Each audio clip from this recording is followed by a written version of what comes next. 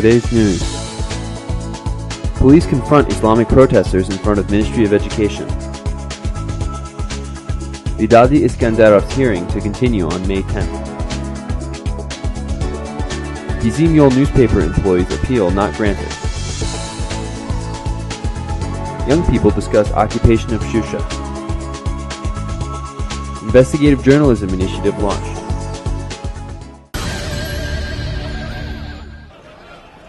An estimated several hundred people rallied in front of the Ministry of Education today, protesting against the recently implemented ban on wearing hijabs in schools.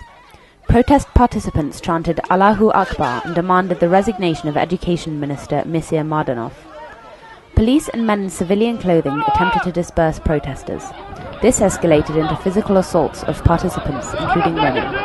The protesters continued to resist police and refused to stop protesting. The clashes spread to adjacent streets. In response to the police violence, some of the protesters began to throw stones, and the police did not pursue them further. A similar protest was held in front of the Ministry of Education on December 10, 2010, but the turnout was smaller and the police reaction much less brutal.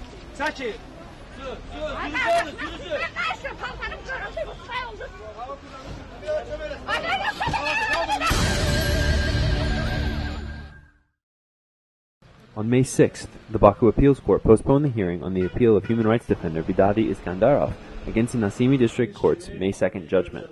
Judge Sabikan Mirzayev presided over the hearing. The human rights defender's lawyer, Akif Alazadeh, told Objective TV that the reason for the postponement is that Vidadi Iskandarov did not participate in the hearing. The judge scheduled the next hearing for May 10th at 4 p.m. Human rights defender Vidadi Iskandarov was arrested during the April 17, 2011 opposition protests in Sahil Park.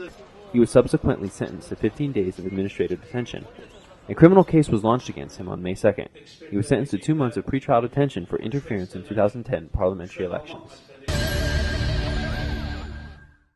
On May 6th, the Baku Appeals Court did not fulfill the appeal of Bizim Yol newspaper employee Ramid Ibrahimov against the Nasimi District Court's judgment not to investigate his alleged beating. Judge Jamal Ramazanov presided over the hearing.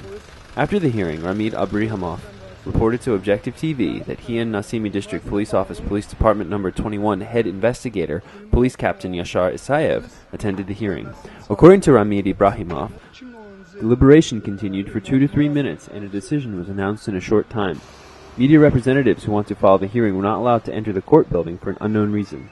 On November 26, 2010, Bizim Yol newspaper employee Ramid Ibrahimov was physically assaulted by a Baku City Executive Office official.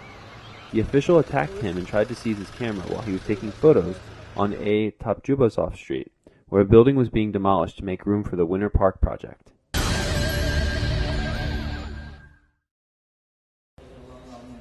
Today, a group of young activists held a conference on Youth Have Not Forgotten Shusha at the Media Center. Baku Slavic University student Anar Dadarashov ran the conference, and he focused on the Karabakh problem, young people's patriotic feelings, and their role in these issues. According to him, youth are concerned that international organizations are indifferent to the Karabakh problem.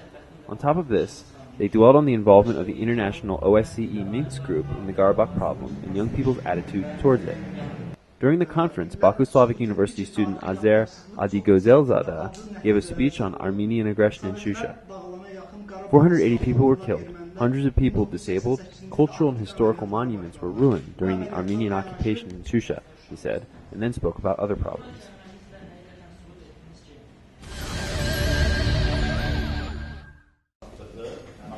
Today, the Azerbaijan Media Center launched a new project on investigative journalism. The Media Center Projects Coordinator, Seymour Gazimov, introduced the initiative, which is being financed by the U.S. Embassy Small Grants Program. The Azerbaijan Media Center will carry out the project together with the Institute for Reporters' Freedom and Safety and Yeni Nesil Journalists Union. The project will run for 10 months, and the participating journalists will be able to choose their own topics, which must be of immediate interest and concern. $700 will be allocated to every journalist involved in the project, $400 for the investigation and $300 as a fee upon completion.